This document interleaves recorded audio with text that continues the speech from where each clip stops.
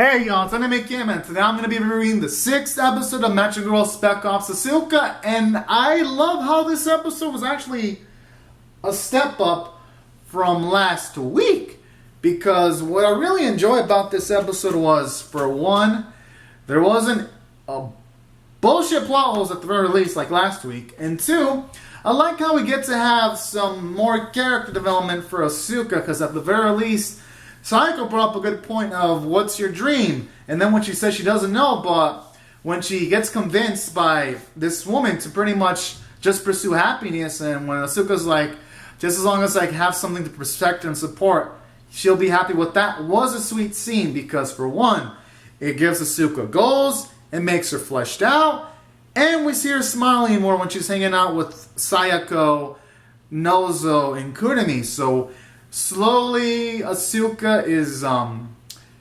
happier, and I love that. So there was character development for Asuka. There was also some character development for Sayako, because she announced her goal, which is to be a writer someday, to Asuka. So that was also nice. And we're seeing slowly Sayako is starting to feel less trauma, even though it's a slow process, because at the very least, while yes, they went to a festival, and she still did feel a little bit affected about the crowds, at the very least, she's not kind of screaming in those situations like she was in the first few episodes. So that was also nice, her trauma slowly going down. So we got character development for Sayako, we got some characterization for Kurumi, because she's super clingy to Asuka, and it was hilarious when she didn't give a fuck about Nozo wanting to her. She's like, no, we're going now, because she wants to cling on to Asuka a bit more. So that was pretty funny. So I'd say from a character standpoint, this episode was fucking great. We even got to find out more about the blonde-haired, blue-eyed matcher girl too. So that was also another cool element about this episode. So I'd say from a character standpoint, it did good. From a story standpoint, it did good too. We got Asuka to bond with Nozo, Sayako, and Kurumi even more. So that was nice. We got to see Asuka think about her dreams too.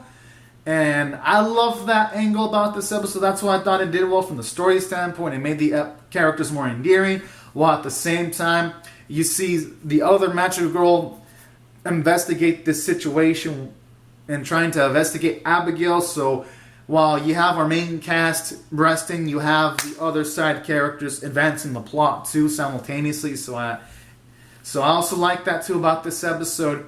And at the same time, I like how this episode, from a story standpoint, shows the consequences of war. When you have one of the chicks who lost their child from the military because they went all willy-nilly in Colombia, I like how you have this girl become a terrorist, and you have the matcher girl pretty much take on and kill this girl off.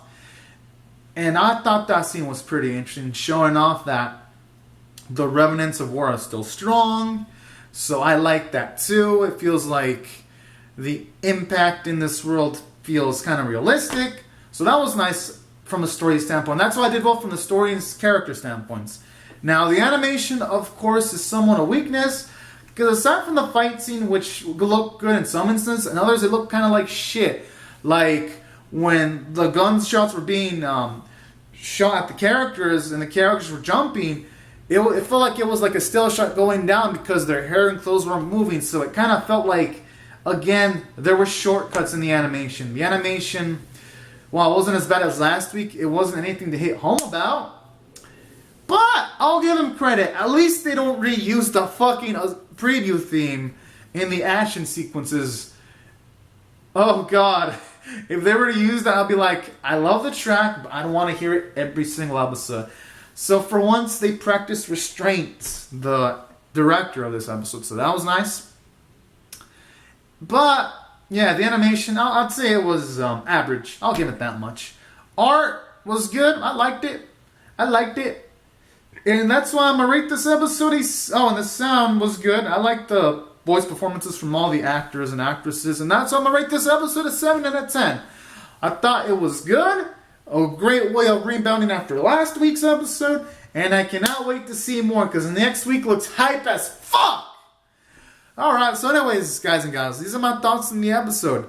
Comment down your thoughts on the episode below, and I'll see you guys later. Subscribe for more. Alright, bye-bye.